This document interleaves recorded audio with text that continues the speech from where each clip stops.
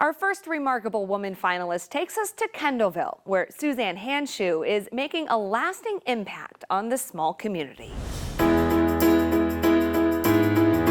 On the streets of downtown Kendallville, That's green. it's not uncommon to pass by the mayor. Told you.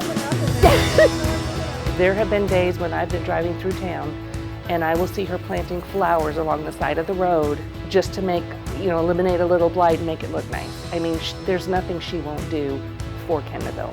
I love this community and I love my fellow man. If I see weeds, I'm gonna pull them. It's just like how many people walk over that same piece of trash. Stop and pick it up. Don't complain about something, change it, fix it. Drive and determination define SuzAnne Handshoe. I have never accepted no. I'm gonna brush myself off and I'm gonna figure out how to get a yes. Breaking down the gender barriers started with her time in the Marines. There were schools I applied for, oh, women don't go to that. Well, why?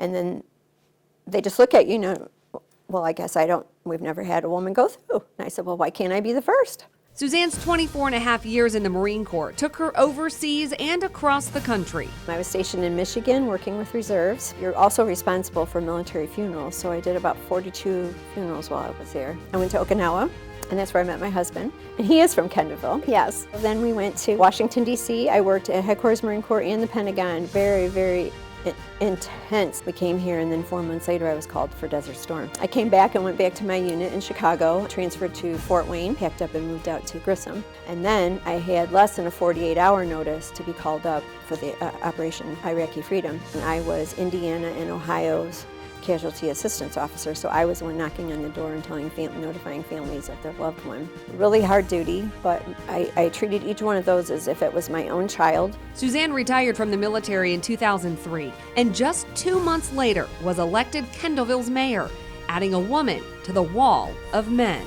Through her work with the mayor's Youth Advisory Council, she's inspiring the next generation. Don't let somebody tell you you can't do something, because we're all capable. They're learning that being a woman, you can be strong and you can be a leader, and you can shake the stigmatism that sometimes goes along with that, because she really is an excellent leader. Working with the youth is a big part of the legacy she wants to leave as mayor. Letting the youth know that they have a voice and that we care about what they have to say. The Mayor's Youth Advisory Council did the alley on Main Street, and so that's a meeting space.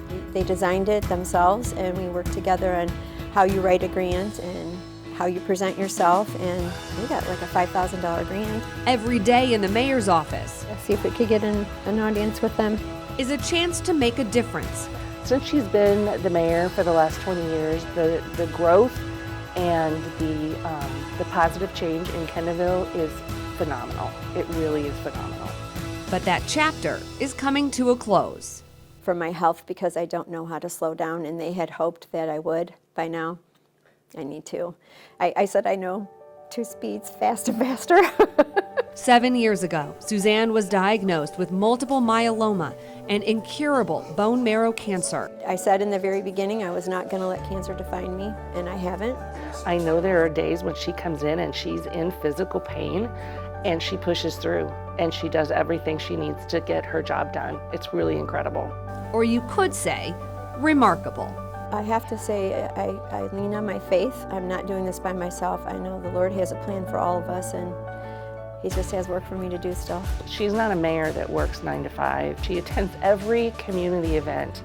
She just loves this community, and it shows. It really shows. Until her term ends in December, you can bet you'll still see Mayor Handshoe walking down Main Street. Difficult decision, but got the whole rest of the year to prepare.